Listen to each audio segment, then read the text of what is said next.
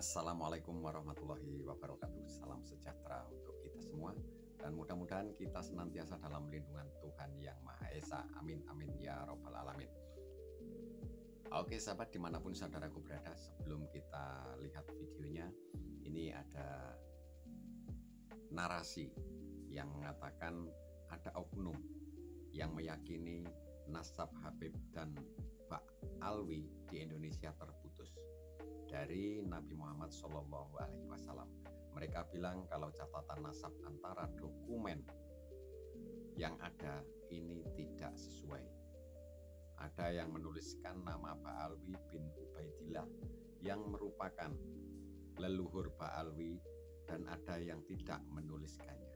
Bagaimana nanti akan kita lihat bersama-sama. Alhamdulillah, pada malam hari ini malam yang sangat berbahagia dan insya Allah akan penuh keberkahan dari Allah Subhanahu wa ta'ala, karena yang akan kita bahas ini adalah sesuatu yang merupakan salah satu ajaran dari para ulama-ulama ahlu sunnah wal jamaah, wabil khusus ahlu sunnah wal jamaah an-nahdiyah, yaitu terkait dengan bagaimana interaksi kita dengan para orang-orang yang mengaku zuriyah daripada kanjeng Nabi besar Muhammad sallallahu alaihi wasallam.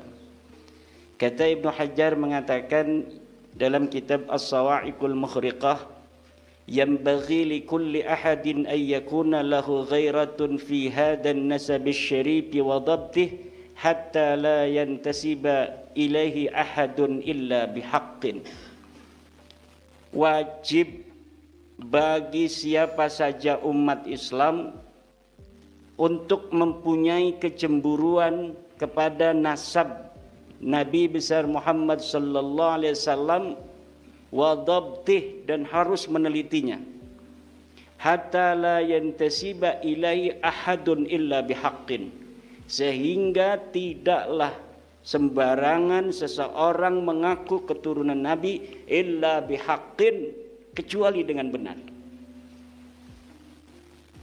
Ini didasari oleh firman Allah Subhanahu wa ta'ala yang saya bacakan di dalam muqaddimah, ud'uhum li'abaihim huwa aqsatu 'indallah.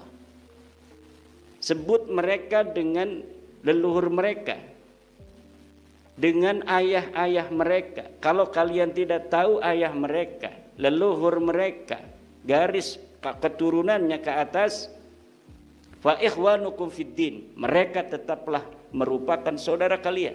Panggil saja saudara, ya akhi, ya ukhti. Wa mawalikum, atau dipanggil dengan, kalau dulu Maula Ibni Umar misalnya, wahai anak buahnya Pak Umar, atau dengan kata-kata yang penuh penghormatan lainnya. Bagaimana dengan sesuatu yang telah terjadi dari apa yang telah kita yakini?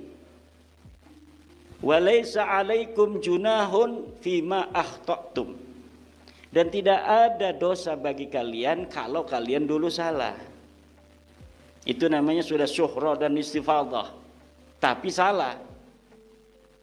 Walakin, tetapi yang berdosa itu ma ta'ammadat qulubukum, sesuatu yang telah tahu namun sengaja kita tidak mau menerima pengetahuan itu. Itulah yang kemudian berdosa. Lalu apa? Nasab siapa yang mengaku turun Nabi? Kemudian saya teliti. Yang saya teliti adalah nasab-nasab orang-orang yang mengaku keturunan Nabi besar Muhammad SAW, yang selalu mengaku keturunan Nabi di Indonesia. Siapa dia? Yaitu dari suatu klan yang disebut dengan klan Ba'alwi, atau mereka memperkenalkan diri mereka di Indonesia dengan sebutan Bib, Beb, Habib. Karena mereka itu adalah merupakan sebuah klan yang anggota-anggota mereka rajin di media sosial menjual, mengaku bahwa dirinya adalah keturunan Nabi, maka ketika kita melihat adanya ketidaklinieran antara pengakuan dengan akhlak yang ditampilkan. Aku cucu Nabi sering caci maki. Aku cucu Nabi maki-maki kiai. Habis Menteri Agama Gus Yakut itu. Aku cucu Nabi Mbah Hasim dibilang sejarahnya Kopingho. Itu dari klan mereka. Aku cucu Nabi, tapi Gus Dur dibilang buta mata, buta hati. Ngaku cucu Nabi, Pak Jokowi katanya anak PKI, kodok katanya. Ngaku cucu Nabi Kiai Ma'ruf Amin katanya babi. Ngaku cucu Nabi polisi katanya orang coklat. Ngaku cucu Nabi orang yang membuat kajian ilmiah katanya dajjal iblis. Macam-macam. Inilah yang terjadi, kemudian sampai membuat saya penasaran. Apa benar ini orang-orang model begini keturunan Nabi? Apalagi sebagian mereka yang punya duit sedikit menampakkan kekayaannya, flexing di media sosial. Baru punya mobil, baru diperlihatkan. Dia seperti bos, anak buahnya sudah nyiapin jaket. Dia mau masuk mobil jaket di ini dulu. Ini orang kaya di Indonesia itu nggak ada yang begitu. Tapi orang yang sok kaya dengan mengaku cucu Nabi tidak malu memperlihatkan di media sosial YouTube dan Facebook. Kemudian mereka berusaha untuk menjaring anak-anak Indonesia, terutama yang berpaham Ahlussunnah wal Jamaah Nahdiyah, untuk masuk ke dalam lingkar mereka, kemudian didoktrin dengan sedemikian rupa. Akhirnya dengan kedok Ahlussunnah wal Jamaah Asy'ariyah, kemudian madhabnya madhab Syafi'i, anak-anak NU di Indonesia banyak yang masuk link mereka. Di dalam pengajian itu sedikit saja NU ada kesalahan, mereka doktrin jamaah mereka untuk apa? Untuk membenci para petinggi NU. Kejadian hasil muktamar atau hasil bahsul masail di Banjar tentang panggilan non-muslim untuk orang-orang saudara kita yang bukan beragama Islam. Hasil keputusan muktamar NU, bahsul masail, pramuktamar apa muktamar itu? Muktamar, Kombes di Banjar, hasil bahsul masail Kombes di Banjar, itu membuat sebuah keputusan bahwa panggilan kafir kepada saudara-saudara kita yang non-muslim di Indonesia ini merupakan panggilan yang tidak tepat. Kenapa? Karena kita adalah negara demokrasi yang berasaskan Pancasila, berdasarkan atas ketuhanan yang Maha Esa, kemanusiaan yang adil dan beradab. Kemudian mereka menyerang ini hasil keputusan bahsul masail NU sedemikian rupa dan mencaci maki tokoh-tokoh NU yang jamaah itu adalah orang-orang NU. Ini yang terjadi. Kalau misalnya NU ini punya calon, nggak bakal mereka dukung. Kiai Ma'ruf Amin calon dari Nahdlatul Ulama, NU berusaha untuk bagaimana Kiai Ma'ruf Amin itu untuk bisa mendampingi Bapak Presiden Jokowi waktu itu. Tapi mereka mungkin tidak ada yang mendukung. Yang ada di struktur NU pun, contohnya di Banten, ada seorang Kabib, itu terang-terangan dia mendukung, berbeda dengan PBNU. Kemudian ada seorang pengurus di PBNU, yang dia juga ketua Rabitah Alawiyah pada saat itu, beberapa hari sebelum pencoblosan, sengaja dia keluar sebagai pengurus di PBNU karena dengan mengundang wartawan dan pengunduran dirinya itu diumumkan. Untuk apa? Ini ada tujuan-tujuan. Mudah-mudahan saja bisa mempengaruhi publik bahwa dukungan masyarakat Nahdliyin PBNU yang luar biasa ketika itu, dari mulai PB, PW, PC sampai MWC digerakkan semuanya, ini sengaja untuk menggembosi, kemudian menyatakan mengundurkan diri beberapa hari sebelum pemilihan umum.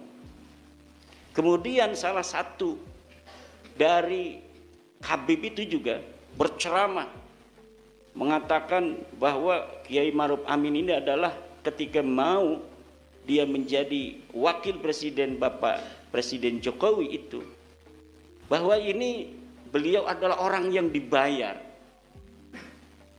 ulama bayaran, bahkan sampai disebut babi. Waktu itu saya tidak terima dan saya langsung laporkan ke Mabes Polri dan orangnya langsung dipegang kemudian dipenjarakan. Sebelum bab nasab ini saya sudah menjarain Habib, namanya Ja'far Shadiq gitu.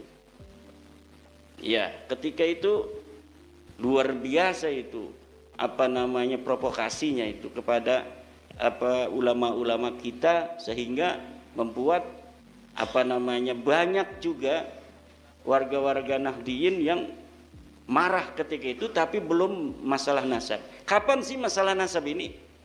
Masalah nasab ini baru 2022, Oktober 2022. Dari latar belakang tadi yang telah saya sebutkan, kemudian saya menggunakan metodologi historis dan metodologi genealogi dalam tradisi kita, yaitu ilmu nasab. Di dalam ilmu nasab, karena ilmu nasab adalah bagian yang tidak dapat dipisahkan dari ilmu sejarah, maka saya menggunakan metodologi historis. Yang pertama, langkah yang harus dilakukan di dalam kita meneliti sebuah kejadian sejarah masa lalu, apalagi yang sudah 1400 tahun itu, yang pertama adalah disebut dengan tahapan heuristik. Yang kedua adalah tahapan kritisasi sumber, kemudian interpretasi sumber, kemudian baru historiografi. Apa itu heuristik? Heuristik adalah dalam penelitian sejarah, mengumpulkan seluruh sumber-sumber yang dirasa berkaitan dengan bahasan yang sedang kita teliti. Dalam hal ini adalah bahasan tentang nasabnya Ba'lawi, betulkah dia merupakan keturunan dari baginda Nabi? Saya urutkan terlebih dahulu sebelum saya linierkan dengan kitab-kitab yang saya bahas itu, siapa yang akan jadi percontohan. Saya cari di internet nasabnya itu, ada nasab Bahar Smith, ada nasab Rizik Syihab.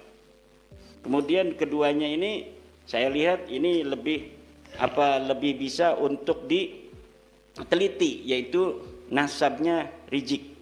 Nah, nasab Rizik ini saya urutkan dari mulai dia bapaknya yang ada di internet itu sampai kepada baginda Nabi besar Muhammad SAW.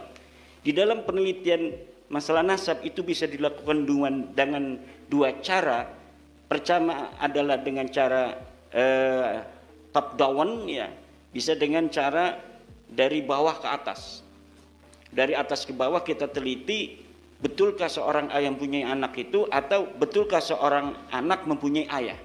Saya menggunakan metodologi looking up, melihat ke atas, looking down, dari melihat ke bawah. Jadi dari ayah ke anak, dari anak punya anak lagi, punya anak lagi. Saya periksa apakah benar Nabi Muhammad punya anak bernama Fatimah. Luar biasa, banyak dalilnya itu dalam hadis, masih bisa, belum butuh ilmu nasab itu. Kemudian betulkah Husain ini mempunyai anak bernama Sayyidina Ali Zainal Abidin? Masih ada di hadis. Ali Zainal Abidin, betulkah dia mempunyai anak Muhammad Al-Baqir? Masih ada di hadis karena dia perawi hadis. Muhammad Al-Baqir, betul enggak dia mempunyai anak bernama Ali Al-Uraidi? Masih Ja'far Shadiq dulu. Ja'far Shadiq betul masih ada sebagai perawi hadis. Apakah Ja'far ini punya anak nama Ali Al-Uraidi? Betul, masih ada dalam perawi hadis. Ja'far Shadiq betulkah dia punya anak Muhammad An-Naqib? Ini membutuhkan ilmu nasab. Kita lihat tahunnya berapa, kemudian kita sandingkan kitab, terkonfirmasi ada di dalam kitab. Kemudian betulkah Ali Al-Uraidi ini mempunyai Muhammad An-Naqib? Muhammad An-Naqib mempunyai anak bernama Isa. Itu terkonfirmasi di dalam kitab semasanya, yaitu Siri Silsilatil Alawiyah. Kemudian ketika Isa punya anak Ahmad, ini masih kita membutuhkan kitab Siri Silsilatil Alawiyah. Terbukti pula dia mempunyai anak namanya Ahmad. Ahmad punya anak namanya Ubaid. Ini silsilah Rizik Syihab, ada Ubaid di situ. Ini yang bermasalah. Tidak ada disebutkan kitab-kitab yang semasa dan yang paling dekat masanya dengan Ubaid ini dan Ahmad bin Isa yang menyatakan Ubaid ini benar anaknya Ahmad bin Isa. Tidak ada. Ahmad bin Isa itu dia menurut Ba'alwi wafatnya adalah 345 Hijriah. Ubaid anaknya katanya wafatnya 383 Hijriah. Anaknya Ubaid namanya Alwi, makanya mereka disebut Ba'alwi, keturunan Alwi bin Ubaid. Itu wafat tahun 400 Hijriah, berarti abad kelima. Kita lihat di kitab-kitab abad kelima, tidak ada sedikit pun kitab yang menyentuh, bahkan hanya menyindir, tidak ada tentang nama Alwi sebagai keturunan Nabi ini. Kita lihat kitab yang lainnya, misalnya Tahdhibul Ansab karangan Al-Ubaidili 437 Hijriah. Kemudian kita lihat lagi dalam kitab Al-Majdi karangan Al-Umari 390 Hijriah. Kemudian kita lihat lagi kitab Muntaqilatut Talibiyah. Ini tidak ada angka tahun wafatnya, tapi diperkirakan dia hidup atau meninggal dunia itu 490 Hijriah juga. Kemudian kitab abad ke-6 namanya Syajarah Al-Mubarakah, wafat 606, tapi ini kitab ditulis 597 Hijriah. Tidak ada juga Ubaid dikatakan sebagai anaknya Ahmad bin Isa. Bahkan dikatakan di situ anaknya cuma 3, Muhammad, Ali dan Husain, laisa lahu walad. Tidak ada anak yang namanya Ubaid. Kemudian kitab abad ke-7 Al-Fakhri, kitab abad ke-8 Al-Asili As-Sabatul Musan, kitab abad 9 Umdatut Talib Al-Kubra karangan Ibnu Inabah. Tidak ada semuanya menyebutkan keluarga Ba'alwi, susunan nama-nama yang ada di dalam leluhurnya Rizik Syihab ini sebagai keturunan baginda Nabi. Lalu bagaimana dia sekarang jadi turunan Nabi? Ceritanya di abad 9 itu leluhurnya Rizik Syihab ini mengarang kitab, nulis dewek arane kitab Al-Burqatul Musyiqah. Dari kitab Al-Burqatul Musyiqah ini namanya Ali bin Abu Bakar As-Sakran menulis silsilahnya bahwa dia namanya Ali, punya ayah namanya Abu Bakar, punya ayah namanya Abdurrahman, punya ayah namanya Maula Dawilah bin Ali al-Sahibud Darak bin Ali al-Ghayyur bin Muhammad bin Ali bin Muhammad Sahib Birmat bin Ali Qoli Qasam bin Alwi bin Muhammad bin Alwi bin Ubaid bin Ahmad bin Isa. Itu baru abad ke-9 895 Hijriah. Setelah 550 tahun Ahmad bin Isa ini wafat. Jadi 550 tahun sejak orang yang diaku itu wafat, baru ada pengakuan itu. Inilah yang disebut dengan argumentium ex silentio. Ada kesunyian di sana. Kalau ada kesunyian, tidak ada satupun dari 14 nama yang disebutkan dalam silsilah mereka itu dalam rentang waktu masa di mana diperkirakan orang itu hidup. Yang orang itu hidup di kanan kirinya ada ulama. Kalau dia itu orangnya adalah orang Tarim, di situ ada Taiz, di situ ada Aden, di situ ada Siwun, banyak ulama yang mengarang kitab. Di Tarim sendiri ada ulama mengarang kitab. Setiap ulama yang menyebutkan yang mengarang itu di abad kelima, misalnya Ibnu Samrah, menyebut ulama-ulama di Tarim, tapi keluarga mereka itu di abad 5 Hijriah, tidak ada satupun yang disebut namanya itu. Nah, tidak disebutkan, inilah yang membuat aneh. Masa iya orang yang disebut mujtahid mutlak, katanya ini Ubaid ini mujtahid mutlak. Sama Imam Syafi'i, Imam Hambali, Imam Ahmad bin Imam Maliki, Imam Ahmad bin Hanbal. Masa iya mujtahid mutlak, nggak ada yang ngutip sama sekali. Orang Tarim semua disebutin ulama di situ, kok dia adanya di Tarim, tetapi kenapa sama sekali namanya tidak disebutkan? Hada yadullu ala annahu ghairu mawjud hunaka fi dalikal waqt. Tidak ada waktu itu orang. Bukan hanya dia tidak terverifikasi sebagai keturunan Nabi, Ubaid ini pun terverifikasi sebagai fiktif dalam kesejarahan yang diciptakan oleh keluarga mereka itu. Tidak ada orangnya. Kemudian orang yang dikatakan Ahmad bin Isa ini yang kemudian mempunyai anak katanya Ubaid, itu diberi gelar Al-Muhajir. Nah ini di sini ini saya tidak keburu membuat sebuah slide untuk khusus di Lampung karena memang waktunya sangat mendesak, sangat sempit. Tapi ini ada bekas acara diskusi saya di Klaten bulan Mei kemarin. Ini nanti bisa dibagikan sajalah oleh panitia kepada para hadirin.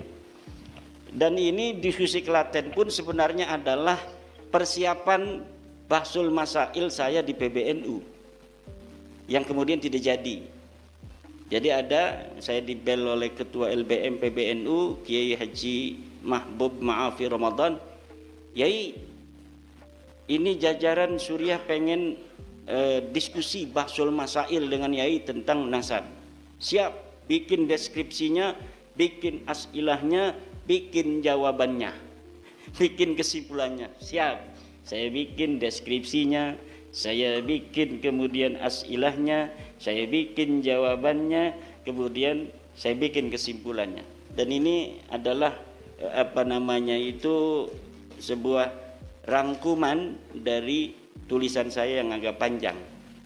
Namun kemudian beberapa hari lagi setelah saya berikan ini semuanya kepada ketua LBM, namun ada halangan sehingga belum dilaksanakan bahsul masail di PBNU itu sampai sekarang.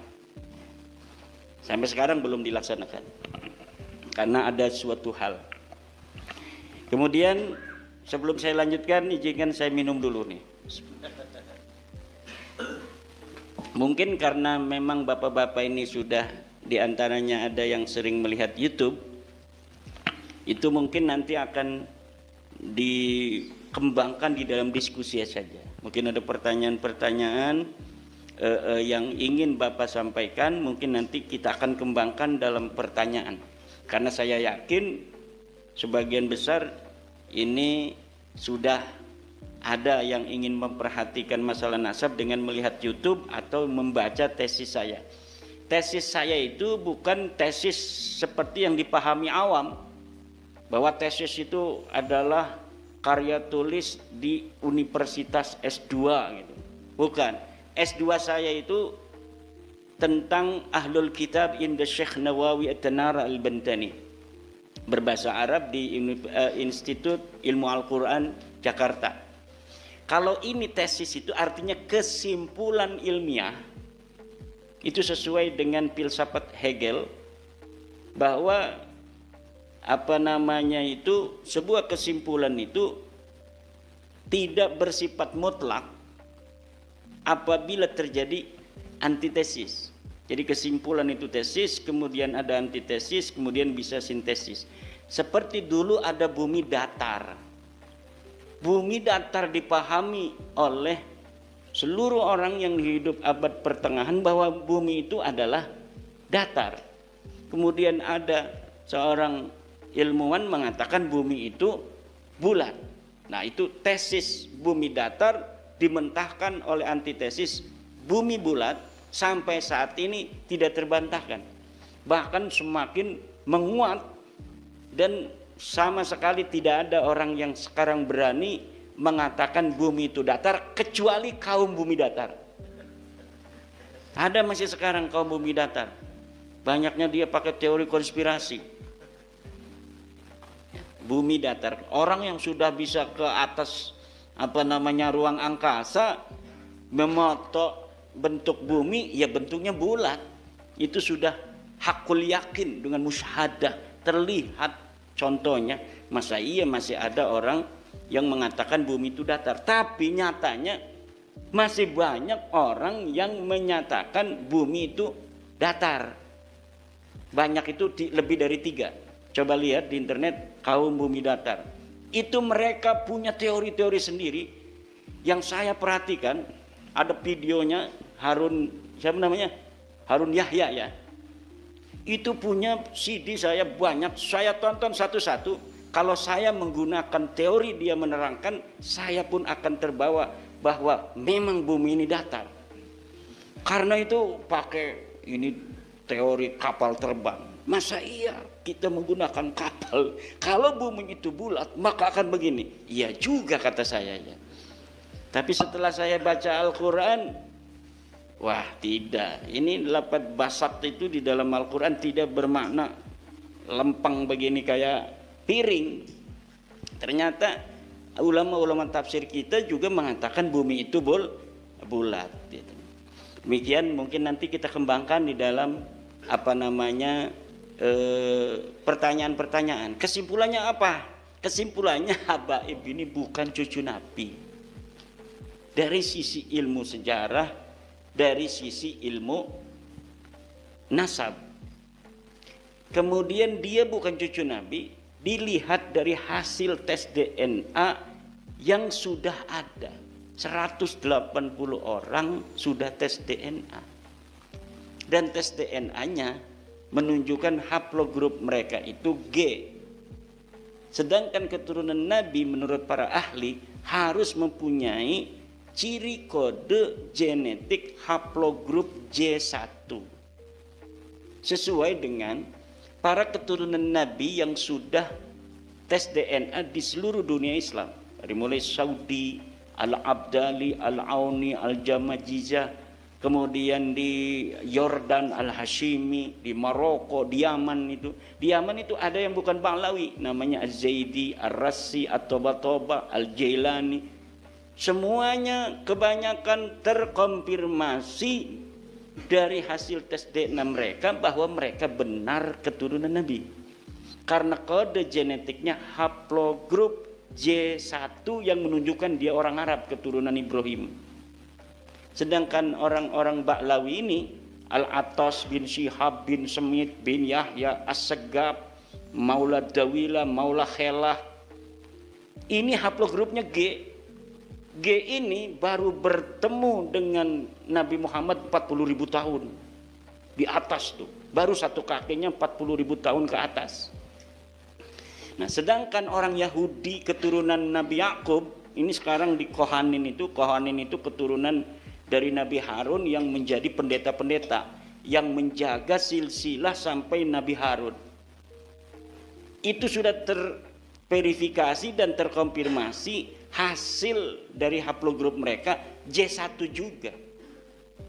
J1 itu bertemu di Nabi Ibrahim, yaitu 4.500 tahun dari sekarang. Karena Nabi Ibrahim hidup 4.500 tahun dari sekarang. Itu antara orang-orang Kohanim dengan orang-orang keturunan Nabi Muhammad dari Saudi Arabia itu bertemu di satu kakek 4.500 tahun.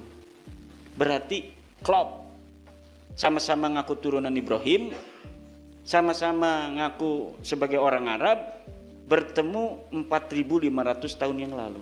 Ketika disandingkan dengan Ba'lawi ini, dengan bin Shihab, bin Smith, hasil tes DNA-nya disandingkan, ini Kohanim, ini keturunan Nabi yang ada di Saudi Arabia. Seret ketemunya 40.000 tahun yang lalu. Menandakan ini bukan siapa-siapa. Kalau dengan orang-orang yang Yahudi keturunan asli Israel ini ketemu 4.500 tahun. Betul secara sejarah karena Nabi Ibrahim itu 4.500 tahun yang lalu. Kemudian punya anak namanya Ismail, menurunkan orang Arab. Punya anak namanya Ishak, menurunkan orang Israel. Ba'lawi ini adanya belah sini. Ketemunya di sana, satu kakeknya dengan orang-orang Jawa, dengan orang-orang Arab yang keturunan Nabi itu 40.000 tahun yang lalu. Kalau orang Jawa yang haplogrupnya O, itu ketemu Nabi Muhammadnya itu masih tidak terlalu jauh. Jadi kita lebih dekat dengan Nabi Muhammad orang Jawa daripada Ba'lawi ini.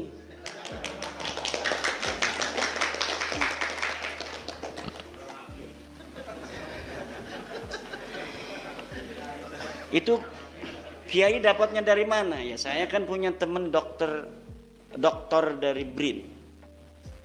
Dokter dari BRIN yang sekarang beliau giat untuk memberi pencerahan kepada masyarakat Indonesia tentang bahwa pengakuan Ba'lawi ini secara ilmu DNA itu mustahil.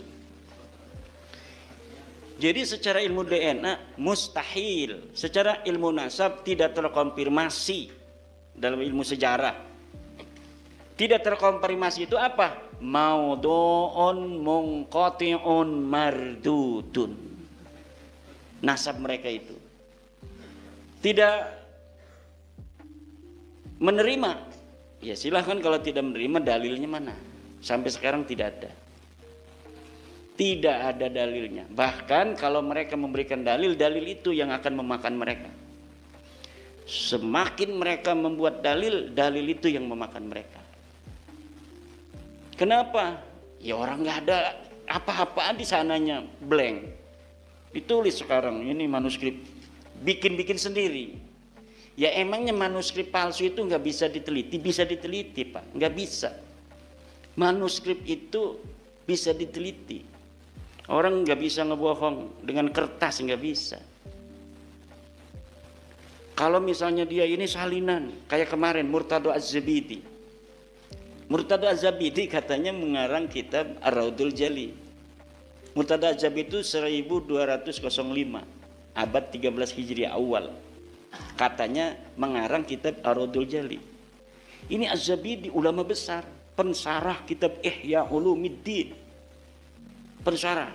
Makanya Yai Afif husnudon pada Imam Zabidi, Yai Afifuddin Muhajjid, wakil Rais Am. Wah, kalau misalnya beliau bikin status nasabu ba'alwi bainal musbitina wal munfid. Kiai Imad lahu dalilun wa Murtado Zabidi lahu dalilun. Kiai Imad punya dalil, Murtado Zabidi punya dalil. Waduh, berarti kata saya Yai Afif belum tahu kalau kitab Murtado Zabidi Ar-Raudul Jali ini palsu. Maka saya bikin tulisan laporan kepada Yai Afif bahwa kitab ini palsu. Dari mana mengetahui kepalsuan? Gampang. Karena kitabnya sekarang sudah dicetak oleh pakar muhakkik yang ada di Yaman, namanya Ba'zib. Nah, di dalam terbitan yang terbaru 2022 itu dia membuat sebuah muqaddimah di dalam kitab cetakannya itu yang menerangkan bagaimana bisa adanya kitab Ar-Raudul Jali. Ternyata di dalam penelitian Ba'zib itu, Dr. Ba'zib dari Yaman, bahwa kitab yang dikatakan karangan Murtado Zabidi ternyata tidak dikenal. Kitab itu disebut manuskripnya ditulis oleh Hasan Muhammad Qasim. Hasan Muhammad Qasim ini wafat 50 tahun yang lalu. Di dalam keterangan itu dia mendapatkannya dari sebuah manuskrip yang ada di Khazanah Al-Wafaiyah di Mesir. Diteliti oleh Badib, kitabnya tidak ada. Yang katanya tulisan seseorang yang bernama Abdul Mu'ti. Katanya ini tulisan Abdul Mu'ti, saya menyalinnya dari sana. Ternyata tulisan Abdul Mu'ti itu tidak ada. Berarti kalau tidak ada, dia mengarang. Lalu bagaimana, apa motifnya? Seorang Mesir yang bernama Muhammad Hasan Qasim menulis tentang Ba'lawi. Ada benang merahnya, yaitu karena dia teman seseorang di Mesir yang bernama bin Yahya. Saya lupa apakah Ali apa Muhammad bin Yahya, dari keluarga Ba'alwi. Dan Alwi bin Tahir yang ada di Bogor dan di Johor, karena dia itu sering bolak-balik Bogor, Johor, karena punya tugas sebagai mufti di Johor, orang Ba'lawi, mendapatkan manuskrip ini dari bin Yahya Mesir ini.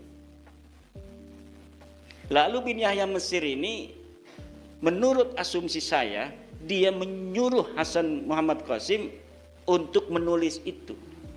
Kemudian Ba'dib ingin mengetahui siapa sih Hasan Muhammad Qasim. Diteliti oleh Ba'dib, ternyata Hasan Muhammad Qasim memang tukang bikin kitab palsu.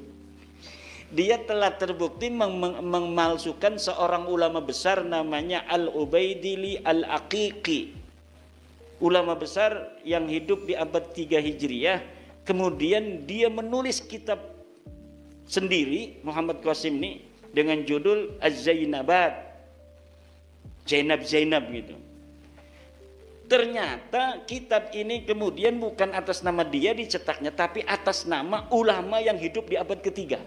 Maka kata Badib, kitab Ar-Raudul Jali pun sama kemungkinan besar kronologisnya seperti kitab Az-Zainabat ini. Muncul dari ruang hampa, kemudian agar laris, kemudian ditulis nama ulama yang hidup di masa lalu. Itu yang terjadi. Itu bukan hanya satu. Ada lagi kitab Abnaul Imam fi Misra was Sam.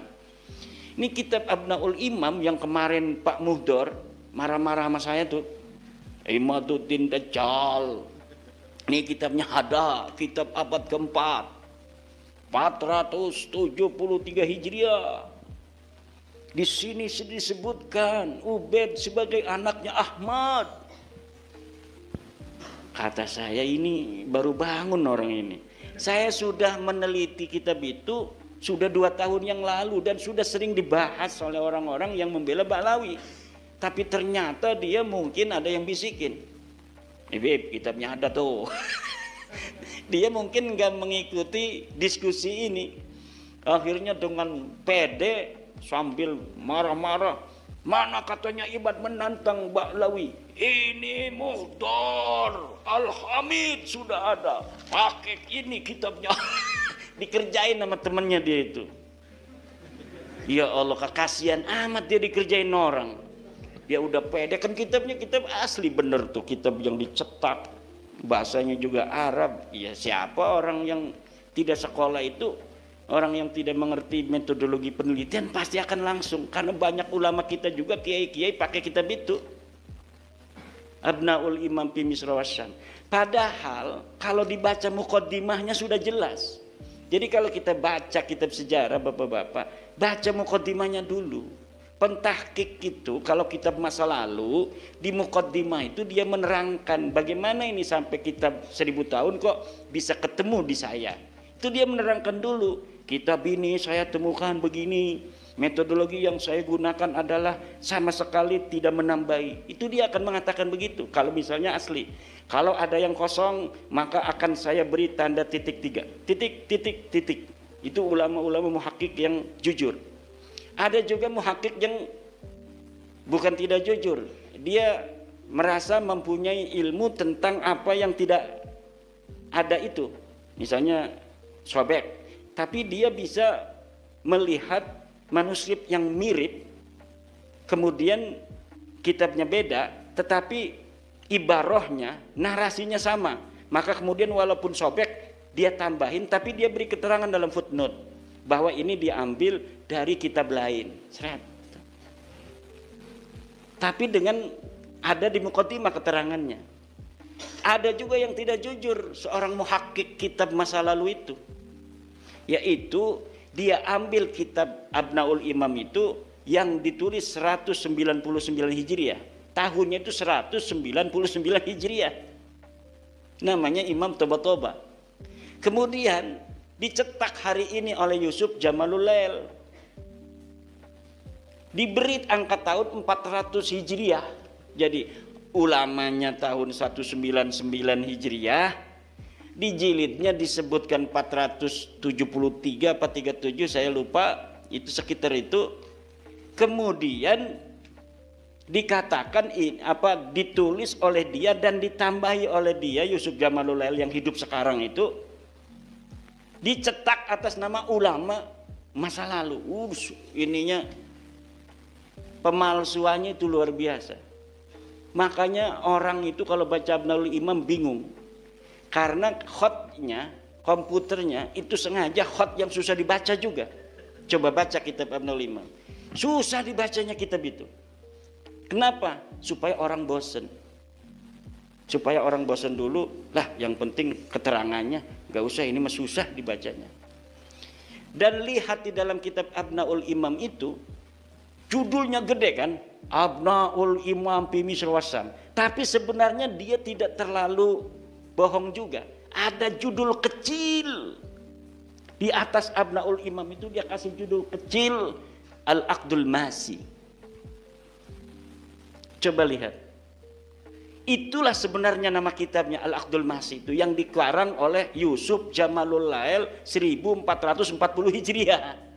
Mbek wingi ku mati nek mbek rong tahun. Tapi di dalam kitabnya ditulis abad kelima. Ning jerone dia sebutkan, di dalamnya dia sebutkan ini kitab ulamanya wafat tahun 199 Hijriah. Tapi kemudian naskahnya ada di cucunya yang hidup di abad kelima, namanya sama Toba-Toba kan, nama marga.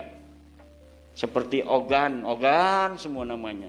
Kalau di Medan tuh batu bara semua. Kalau yang gas semua. Nah ternyata begitu. Jadi sudah, aduh kata saya dua tuh kan. Ada lagi kitab aneh namanya Tarikh Sambal. Kitab Tarikh Sambal dicetak, katanya ini kitab karya ulama Ba'lawi abad 10. Diteliti oleh ulama-ulama ahli tahqiq. Ini jangankan kitabnya, orangnya pun tidak ada, itu yang bernama Syekh Sumbul itu tuh. Orangnya nggak ada. Jadi orang bernama Syekh Sumbul abad 10 itu nggak ada. Lalu ketika dikritik oleh ulama, Muhammad Al-Habsyi ini mengambil kitab yang dia yang dia ambil itu, yang namanya dirubah menjadi Sumbul itu, yaitu Tarikh Ibnu Hisan. Sebenarnya kitab itu adalah karangan Ibnu Hisan. Apa dia motifnya sampai mengganti nama? Motifnya sangat mudah untuk ditebak, untuk mempertahankan nasab. Kenapa? Karena di dalam manuskrip Ibnu Hisan tidak ada nama Ba'lawi. Kalau dia menggunakan nama Ibnu Hisan ditaruhin Ba'lawi, sementara orang lain nanti punya manuskrip yang sama, dia ketakutan, takut manuskripnya ada lagi yang punya di negara lain, maka akan ketahuan bohongnya. Maka sekalian saja nama pengarangnya diganti agar tidak terdeteksi. Karena kalau namanya Tarikh Ibnu Hisan, dia takut masih ada di belahan dunia lain manuskripnya orang yang megang.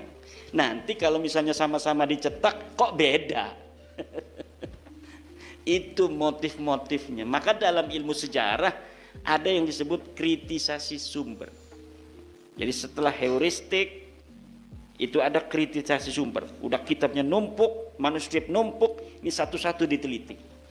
Ini katanya Arudul Jali Murtado Az-Zabidi. Betul nggak ini karangan Murtado Az-Zabidi? Coret, tidak layak untuk dijadikan sebagai sumber karena pengarangnya palsu.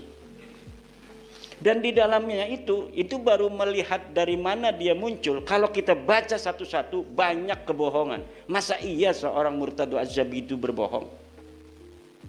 Orang mengatakan di dalam kitab Ar-Raddul Jali itu, Ibnu Hajar, bukan Ibnu Hajar, Al-Ubaidili telah menulis bahwa Ahmad bin Isa hijrah ke Yaman.